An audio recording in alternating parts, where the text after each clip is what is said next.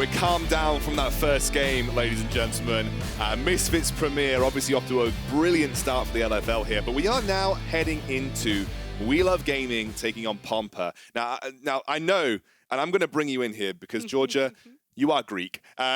This is going to be a good moment for you because this is the best representation that the Greek League has ever had in the European Masters. 2 teams in the group stages. And there was that argument, you know, coming from the NLC as well. The NLC had also a play-ins team and then group stage team. Same as the Greek League, the GLL. And we're like, well, NLC is clearly the major region here, so why are they getting, you know, the same amount of teams? But in the end, it's the Greek League getting 2 representations. The group stage and the NLC stuck just with Fnatic Rising. So I'm glad to see the back-to-back GLL champions coming in. They're coming in strong. I really like the lineup that they've brought. They've got a lot of playmakers in it, and they also brought Warden, who in my opinion is a great shot caller, and it sort of completes what they were missing through the regular split. And what can I say for Pompa, man?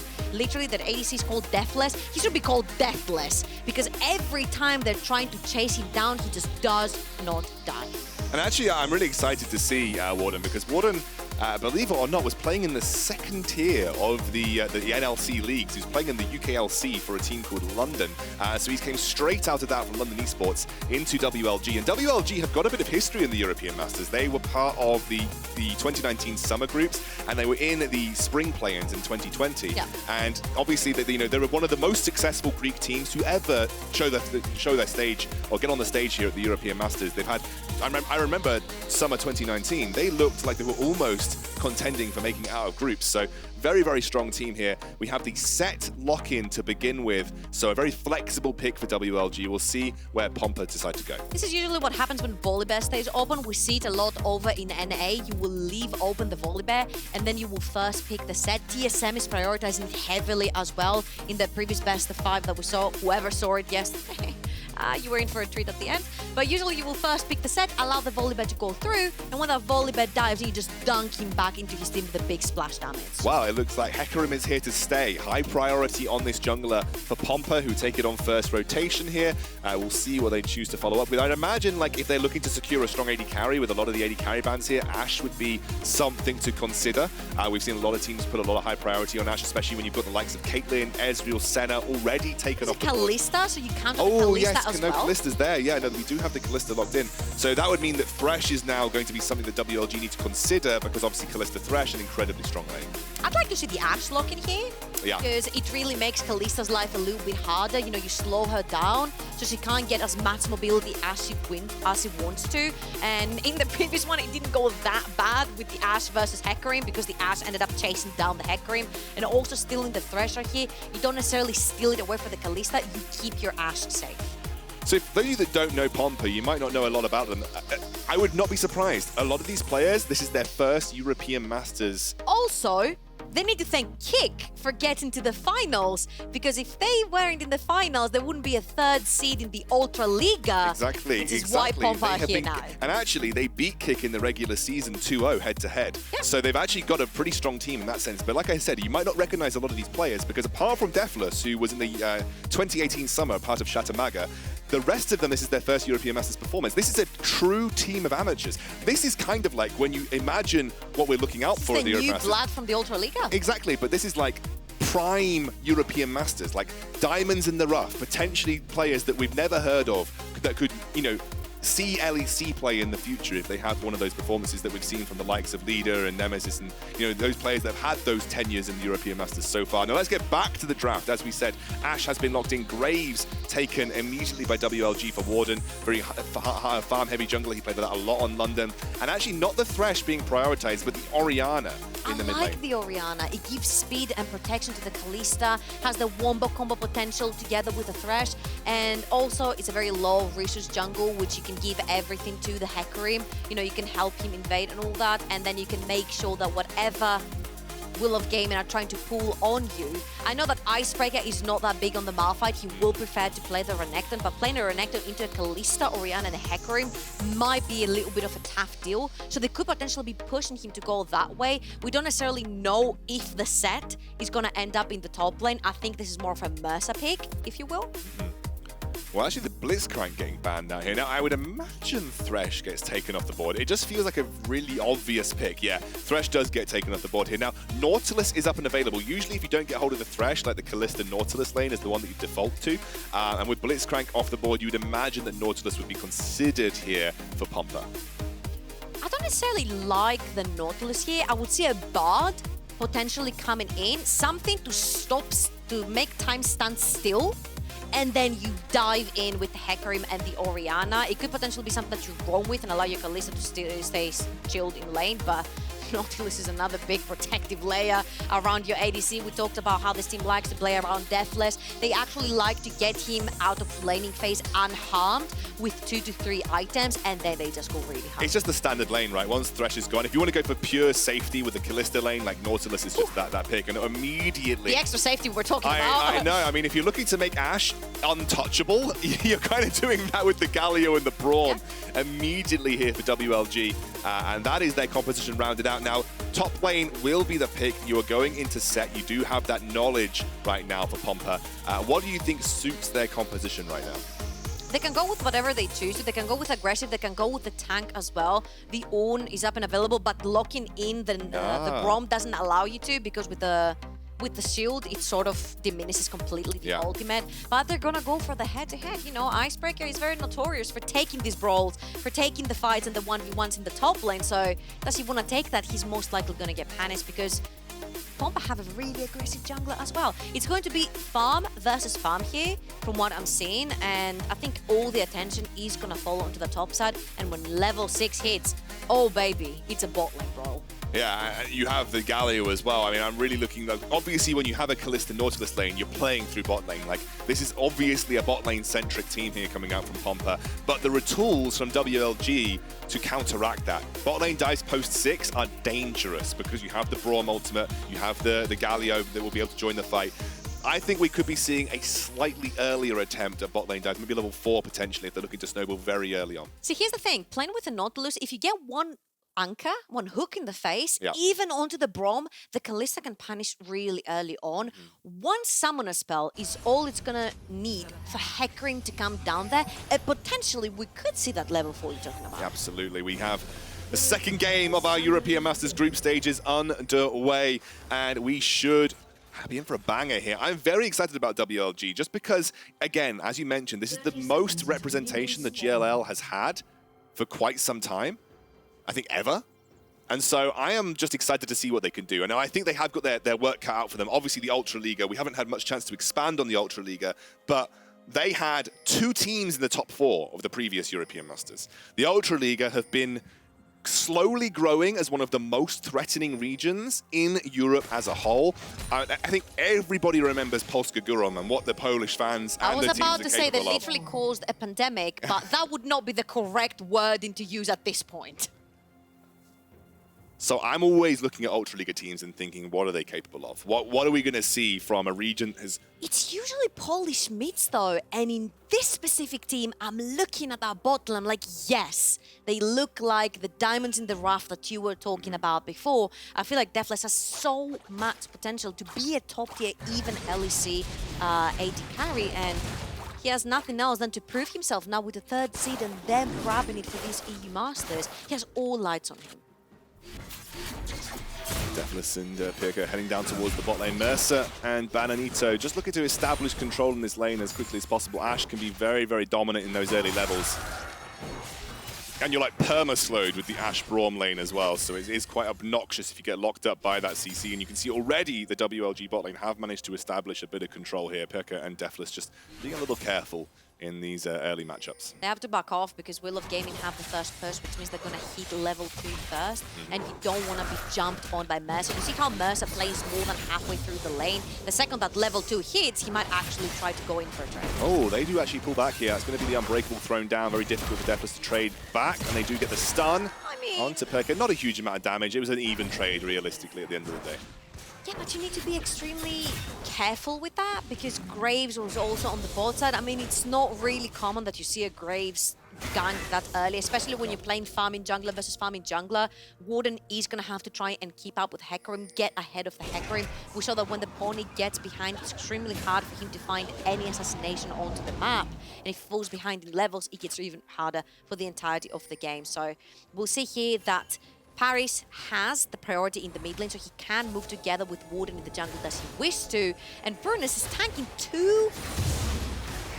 He smites away though. I like the I like the idea. They are actually going to take those razor beaks. That is so good. That is so good. You have 2 farming junglers. The second you get priority mid lane, you know it's going down. Paris pushed his wave really quickly, went straight into the Wraith's farm and tried to completely deprive Bruness of that Wraith camp. And he's going to pick up at least 1 camp. And every little camp that you chip away as when you're playing Graves, you know, that extra experience and extra CS you're going to be able to sort of weight in over your opponent. It looks like he's going to head up towards this top lane, maybe to just try and push Sinmi in. IceBreaker's taken very low. I'd say he's going for the golems also. It's not a bad idea to try and grab them because you know you have pushed the Hecarim on the other side of the map, but see that Bruness actually went into the wrong side of the jungle. It's completely empty and Warden has his whole top quadrant still up and available for him. Now he will move to try and potentially, because they know they saw Warden walk through that tribush, so they might look to see to punish there because Sinmivak has also that Mega Knight. Wait, is he just gonna, he's literally going to 1v1 first blood for Sinmivak, and now Warden moving over.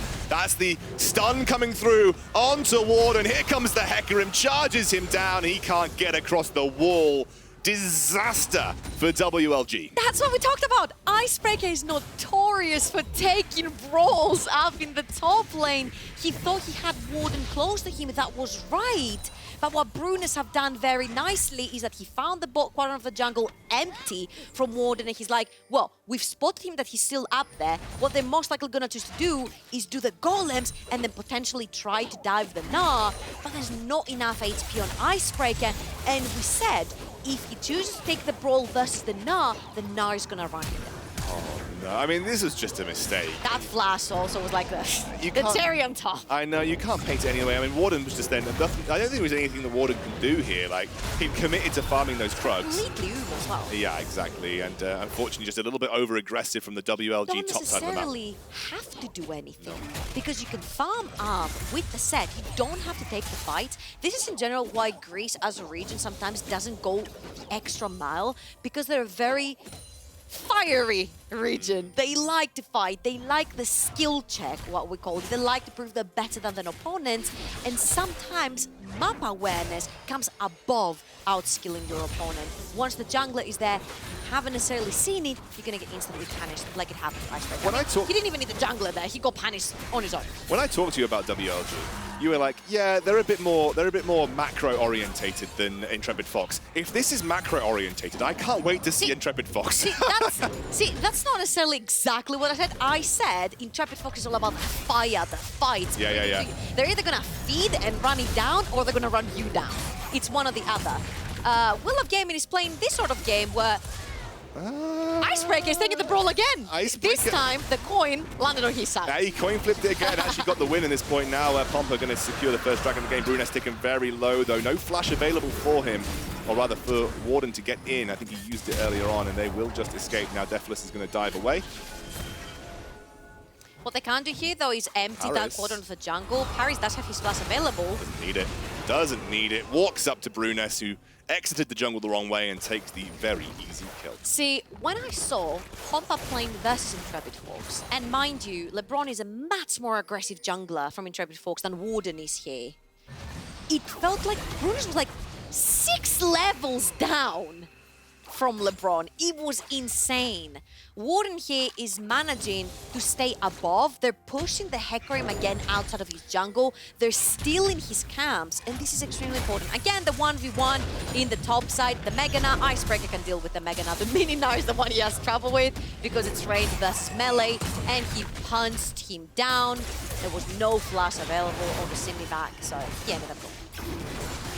This is wild. This is the kind of game that you love to see. Like, no team taking major advantages. Bruness here. This is just a replay of that dragon fight. They do secure the first dragon of the game. I'm worried. like we said, Bruness fell 6 levels down versus LeBron and Intrepid Fox. If Warden is more passive than LeBron and ahead, I'm getting really worried for the Hecarim. We saw the Hecarim in the previous game. But I'm excited for the GLL. I'm excited for Greece right now, because if you can come in against the Ultra Liga 3rd seed and get a win straight off the bat, that is beautiful for WLG. 3 seeds for the GLL next season? Exactly, 3 seeds for the GLL team. You never know. You can see there was Oh, that's huge. That is huge. Paris burns his flash, but he's also able to get his opponent's flash in the mid lane as well, who's more susceptible to ganks than a Galio is at this point, because the Galio at least has the dash to get away, and the Hecarim is not even level 6 yet. Let's take stock, though, because I want to take a look at numbers, right? Right now, big CS leads opening up in the mid and bot for the Pompa team, but on the top side of the map, it's kind of going in favor of WLG, although I would say that now Sinmi is starting to bring it back in. But bot side of the map going very well for Pompa.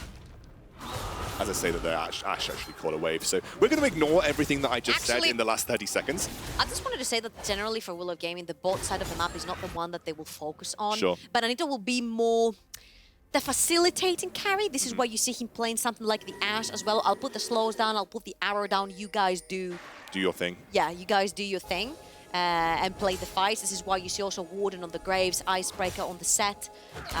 On the other side, defles is the main carry right here.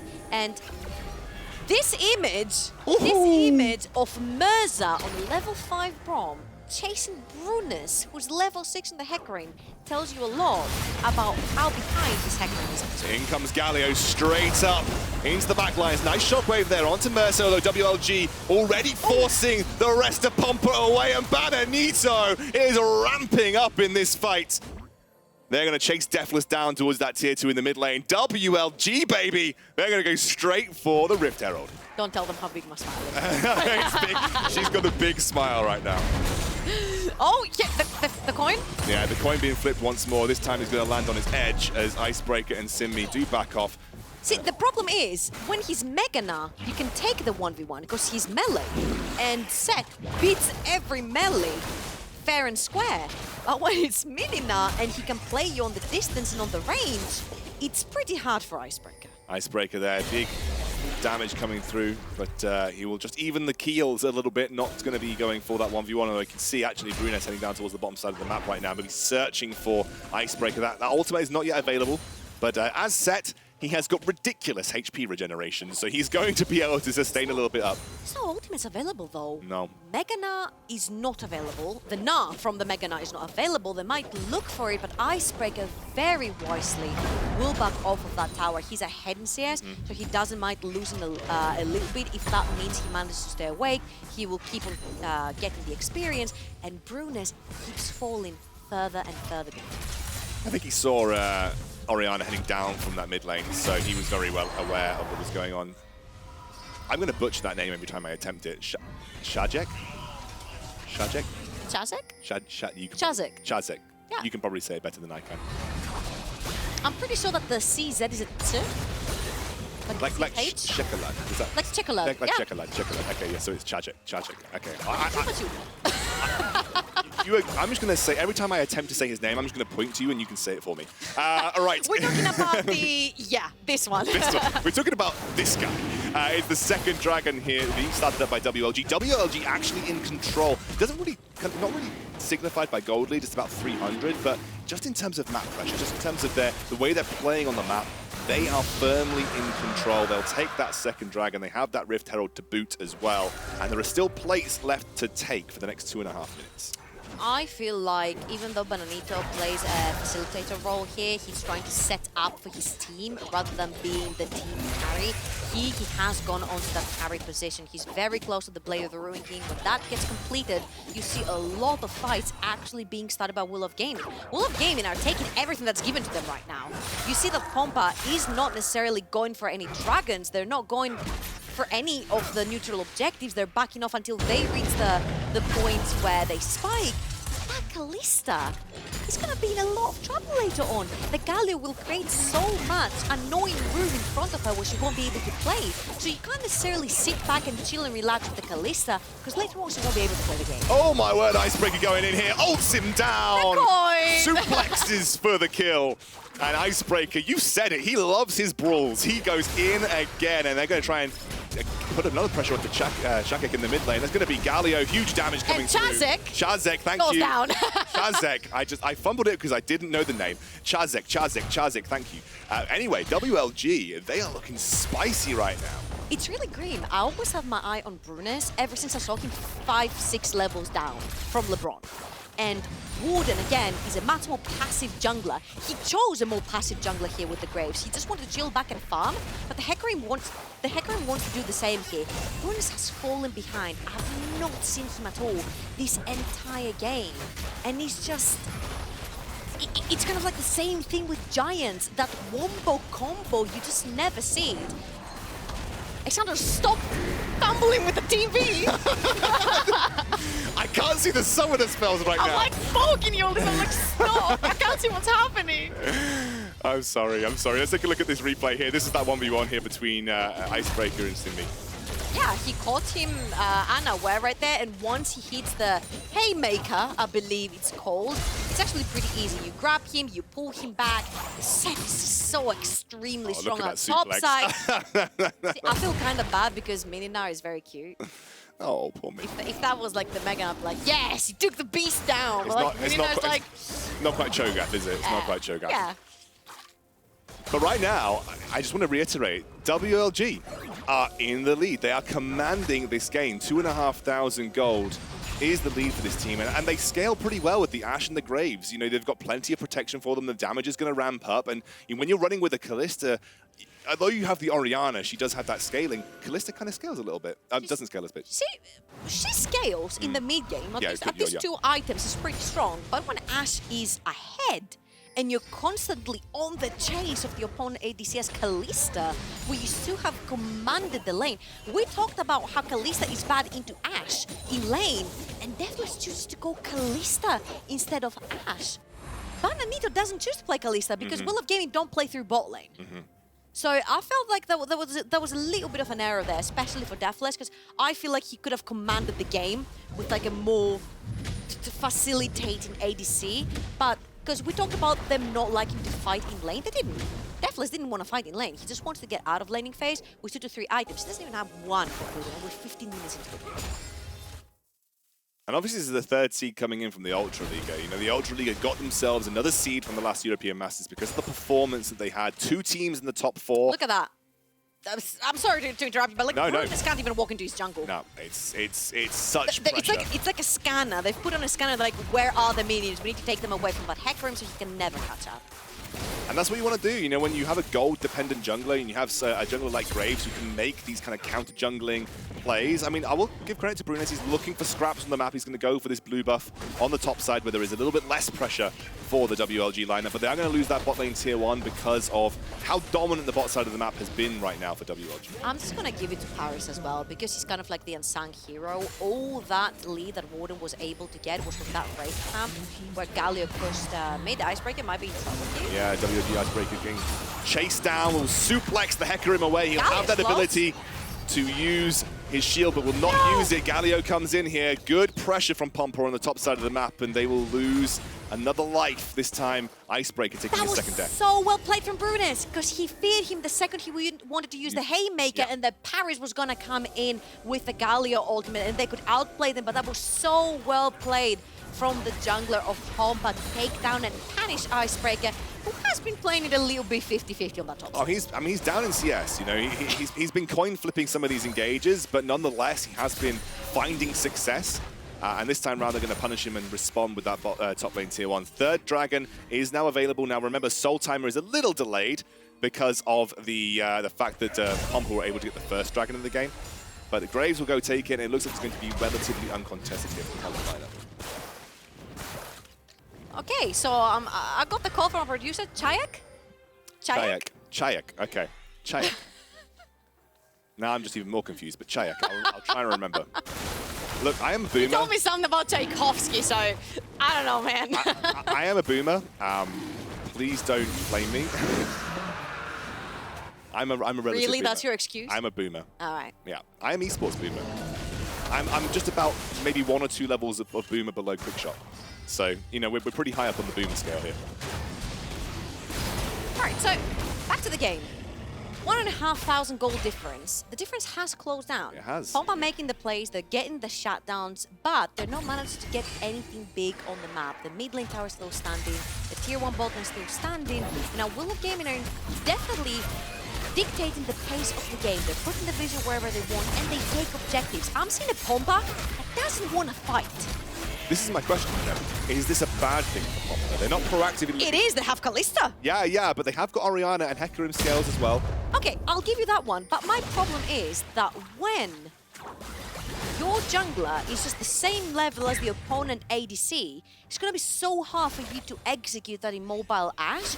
If she survives, because she has Braum and Galio on top of her, then it's going to be extremely difficult for the Kalista to play around these fights, specifically with the Galio.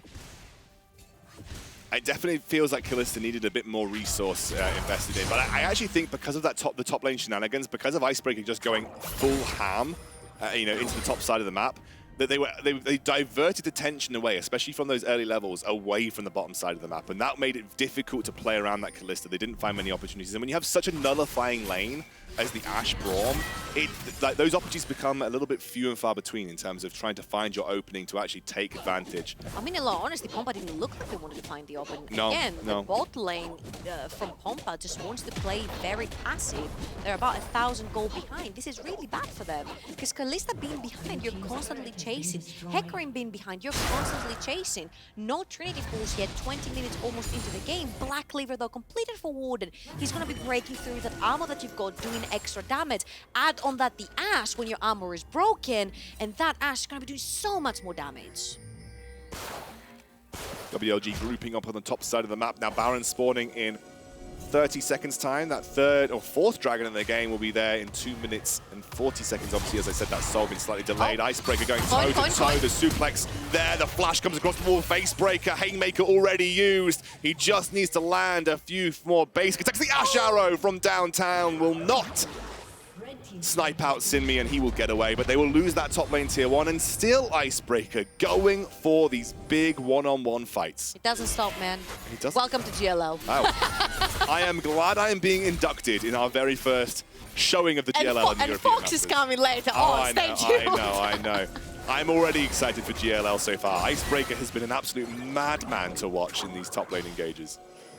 Ooh, they went past that ward and they didn't see, but Pompa is aware that the entirety of WLGaming is fanatic bushing into the top quadrant of Bruness' jungle, so you don't want no business there. There's no minions, you don't have to overextend. The problem here is, Orianna is extremely mobile. You take her mid lane tower, this is gonna be... I'm just gonna let IceBreaker do his thing. He's just going to die. Yeah. Bruness picks up the kill. He's now 3 kills on the Hecarim, very close to completing that Triforce as well. So IceBreaker's closing the gap that Warden opened. Stop. IceBreaker's closing the gap and opening the gap. He's doing it both ways. No. He's closing the gap between Bruness and Warden that Warden really bled to open. Warden had to flash. He's close to the Trinity Force. Exactly, yeah. Close to the Trinity Force, just picked up that extra kill as well. And IceBreaker, while for all of the exciting moments he's had some equally disappointing moments in those top lane plays. There's a fine line between wanting to take the fight to your opponent, which I'm not opposed to at all. If you feel like you can skill check your opponent, take them down, sure. But if those are here with IceBreaker in general and the Greek teams, there's just no stop button. It's just a constant go. And if you see the entirety of WLGaming, are very slow paced. They're taking the objectives that are uncontested. They're taking slowly but surely, bit by bit, control on the map with vision, with objectives, with towers. And IceBreaker is bringing it a little bit back. Sure, you might get a kill onto that Sett, but the Hecarim being the receiver of your deaths is going to be much more impactful than the Sett getting kills. Yeah, Hecarim definitely a gold-hungry jungler, and you give him any extras, he's going to... And he was stubbed. Yeah, it's going to happen. They're going to pop the Rift Herald in mid. Didn't really have many great objectives for it, so they're going to use it for distraction purposes as this 3rd dragon is about to spawn. Maybe a little bit early here. for the WLG lineup. And of course, with no turret for it to really get on top of straight away, that Rip Turret is going to do nothing more than just serve for a bit of distraction. They will get this third dragon relatively uncontested here. Actually, I don't think Pompa are in position to deal with it. In the meantime, Gnar just going to continue to push on that top side of the map. Yep, Sinmivak is in the top lane and he's constantly pressuring the towers. And the mid lane has been left completely uncontested and it's going to go down. So sure, you're put on soul point, which is pretty strong. Now, Mountain Dragon soul is not the best, not the worst. It's kind of like a mech soul. You're like, yay, we got it, but now what? But at the end of the day, it could be an objective that you can force Pompa to try and fight you with. They don't yet have items completed, but by that time, Trinity Force will be up and available for the Hecarim. You are going to have most likely Liandry's for Czajek. There you go. Czajek, yes. And I feel like Pompa will be more than a happy position to start fighting.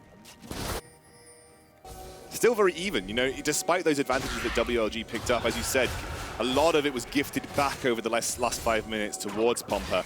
And honestly, we've had very few major breakout team fights this game. Everything has been relatively contained to small skirmishes or 1v1s. I think most of those deaths, 3/4 of the deaths for WLG have been from IceBreaker. What we've seen so far, in general, from all 4 teams that have played in both games, is that they're not necessarily very fiery. They're not going in with 150%. They're a little bit reserved. They're testing the waters. We've seen this a lot. When players step into a bigger league, a bigger tournament, they're a little bit more reserved, a little bit more pulled back. They're trying to sort of, what's it called, climatize themselves? Acclimatize, yeah. And I think I really want to draw us back to the fact that this is the first time that Ultra League has ever had 3 seeds in the European It's the first Masters. time Pompa have gone to Exactly, Masters. the first time Pompa has ever been to European Masters. The first time the Ultra League has had 3 seeds off the back of their excellent Spring 2020 performances. You know, 2 of their teams, the only 2 seeds in the top 4 of that European Masters. You know, deserved that Poland pick up 2 extra seeds here. But I want to talk about Greece as well. WLG, the GLL. This is the first time they've had 2 representatives in the groups. And if WLG were to get off to a win versus the 3rd seed from the Ultra Liga, it makes a statement. It makes a statement, but it also potentially sets up Greece to make it out of the groups for the first time ever. And what a brilliant statement for Greece that would be if they do get out to that knockout stage, and then they can work from there. WLG are setting themselves up for success in that regard, but they need to close out on this game. And it isn't finished. This game is still very close, and you already have that engage coming through onto Mersa, who gets taken very low. The Galio coming through. He's still alive. There's the Zonya's coming through from Mersa. He's still going through. 4-man taunt from Gree, and they absolutely run them down. Oh my word, WLG. That was disgusting. The unsung hero the whole game. He gave Warden the advantage in the jungle. He choked down Bruness. He kept on taking Czajek's flash over and over again. Paris is the clear MVP of this game. He's done the utmost in the mid lane. The unsung hero, because he's playing Galio, but boy, that was fire. That was one of the dirtiest Galio taunts I have ever seen in my life, and I kind of just want to watch it back. Obviously, Mersa got caught out here, but bought a lot of time. Mersa played it so well because Warden takes the Nautilus ore, but he gets completely out of the picture, and Mersa with a very, very clutch stopwatch. And I'm just gonna say that Czajek blew his shockwave right there, and look at that, Paris goes in. Oh, boom, my baby! God. Oh, that was disgusting. Throw that Orianna backwards. He deserves to go back in the fountain from IceBreaker. He's been wanting that fight, man. He's been sweating for that fight. That FaceBreaker as well from IceBreaker was good as well. And it was so easy to then just follow up. This is what Ashe does so well too. She just cleans up these fights. You see Bananitoo, he's just facilitating the whole fight. He's not the actual carry. He's just chilling back. And also, did you see that Sinmi jumped out of the way of the Ashe arrow and it landed on Czajek? I mean, trying to save yourself, man. I know, don't know what you're on about. You just sacrificed your squishy mid laner when you're the Gnar. Oh my, it feels bad, man. Death Cup for the Galio. Goodness, this is that was unbelievable. That has completely split this game open here. And item spikes across the board. Georgia, talk to me about it, because I'm just seeing lots of items on WLG right now. Remember what we said about defles? That he's defles when Pompa wins. When defles starts dying, that's not a good omen, man. That's not a good omen. He got his first death. He's behind. Everyone is behind on items right now. It was an even game, and then suddenly after that ace, after that fight, WLGaming skyrocketed to a 6,000 gold difference. They are now dominating the entire game. They're gonna take the soul for free as well, which will give them a lot of extra stats and a shield. Yeah, and you will never say no to a soul in a game for free, especially. Whatever that is. Exactly. I mean, you take whatever soul you're given, and even in this particular case, you're just denying or making it harder for defles to start rolling in these fights. You're making it harder for the bursts to come through from the Orianna. WLG, 6,000 gold in the lead, 6,500 gold in the lead. This is the GLL on full form right now, and this is maybe the best that I have ever seen a Greek team play. And I don't want to go in too early, but this may be the best I've ever seen a Greek team play. No, at the European Masters. This is definitely the best we have ever seen, and I think it all comes down to Warden as well. That shot calling ability that entered this team, that's what they needed to have a complete roster. You know, a laid back ADC, a playmaking mid lane, now a playmaking shot calling jungle as well. They call Pyrka. Desperation for Pompa as they go in. There's the Galio ultimate going to be right on top, will hit no one as Bruness charges down the backline. He's too low. He'll go down as Warden picks up the first kill. IceBreaker buying time, and the rest of WLG are still ready to go, although Czajek, he's going. He's still got a lot of HP as now Pretty Re goes in, looks for the taunt, straight onto the Orianna as they'll get the kill. The triple kill there for Warden. He's still going as they're running down onto defles. Another big taunt, the quadra kill. They're going to give it to him surely. The penta kill should come through, and it's a penta kill for Warden on this jungle.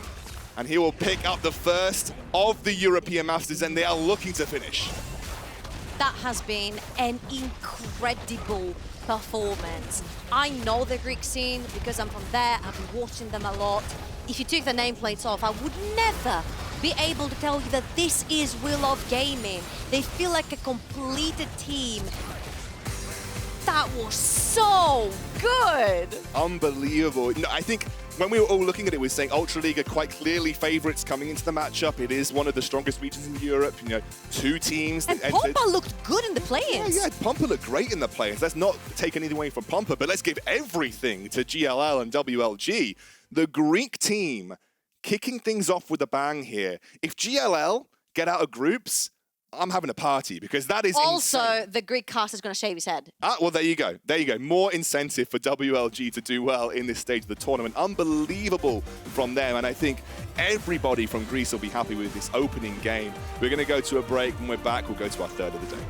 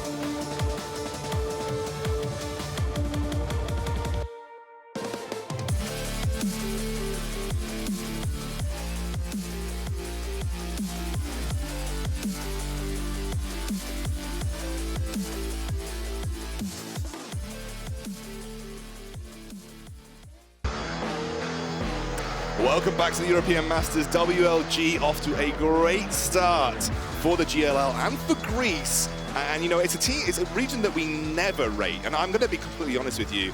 We always look at the Greek league and say, it's probably a free win for a team that's going up against them. And I'm being honest with you because that's the way it was viewed. But my word, they are proving me wrong, and I think really setting expectations much higher for WLG than we really thought coming into this. Even troubling dad analyst is back. He literally messages me, WLGaming, we're going to take the Euro like back in 2004. Well, that was football, but I think we have more chances in the European Masters. And just to note, sorry, I did butcher, I think it's Czajek? Czajek. I did butcher his name quite a lot. We both did. I have been given an English pronunciation for his name now, so next time, don't you worry, Polish fans, I will get it absolutely correct. But yeah, I do find that sometimes, just from a personal standpoint, when you come into European Masters, there are so many different names in so many different languages, it can be really difficult to get the pronunciations right. So just if you're watching and I do fumble or mess up a pronunciation, feel free to tell me on Twitter, or at least tell one of us on Twitter, because I will absolutely take it on board to make sure we get it right next time, because it is quite difficult, especially as a guy who can only speak one language. It is fairly difficult to get on top of it. But look, let's go into that game. And I really want to keep hyping the Greeks because right now, hey, I'm on board. I know, exactly. Let's do it. Let's start off with the top lane. This is the very early fight. IceBreaker setting the tone for this game. Actually, I felt like IceBreaker kind of went too far here and he got instantly punished. And also, I felt like Pompa knew the play behind Warden and IceBreaker and they instantly punished them both. That was a great start for the Polish lineup because they had everything they needed for success. The Hecarim gets a kill. There, the Gnar can actually freeze his lane and not allow IceBreaker to further farm and completely destroy him. But then it turned around, man. The coin flip turned around and it landed on IceBreaker's face way too many times. They managed to get the lead through there and have to give it to Paris onto that Galio. He was stellar the entire game. Let's take a look. The fight, I think this will tell you all you need to know about Paris' performance this game. What a monster on that Galio. So Mersa gets caught here, but luckily for him, he manages to stall so much time. Paris comes in, and then he instantly goes into the enemy team whilst Oh my, you don't even need to analyze it. Sinmivak kind of like gave away his mid laner, but what WLGaming did here was absolutely stunning. The wombo combo with the Galio and then the Sett following through. It was absolutely insane. No one could run away. And you see that once Paris with the Galio is on the front line, the Kalista cannot do anything. It's extremely difficult to walk in. Like I said, the most disgusting Galio taunt I've seen in quite some time. Paris absolutely smashed that. Then that fight broke open the game for WLG. From that point onwards, it was foot on the floor. And as you said, this was the final fight here. This was the pentakill for Warden. I wanted to watch Warden here because he takes the attention off of both the carries in the ball. Like Hecarim and Gnar are both there trying to kill him, and he managed to stay alive because the entirety of his team is playing around him. He is the carry, not Bananitoo, and they managed to turn it around. Again, Paris dives in. He says, we are going in right now. He gets the taunt, and then a very well-deserved pentakill for Warden as well. I got a little baited here. I didn't think that he was going to get it because it was delayed, but he does pick it up right at the end. Pentakill Actually, for the Warden. pentakill has a bigger timer than the quadra-kill. Yeah, well, there you go. He picks it up, and the first pentakill of the European Masters is going to join the very select few that have actually made on the first day. Oh boy. I know. And we haven't had that many pentakills in the European Masters. I'm going to try and find the stats of the amount of pentakills we've actually had throughout the European Masters history, but it's a very big achievement. Warden coming in from the second tier of the NLC, by the way. He came in from the UKLC, from London, and has completely stepped up to a European Masters level to begin things off. Unbelievable. Now, we have got a very exciting game coming your way after the break. Fnatic Rising taking on Gamers Origin. My turn to be excited. We'll see you soon.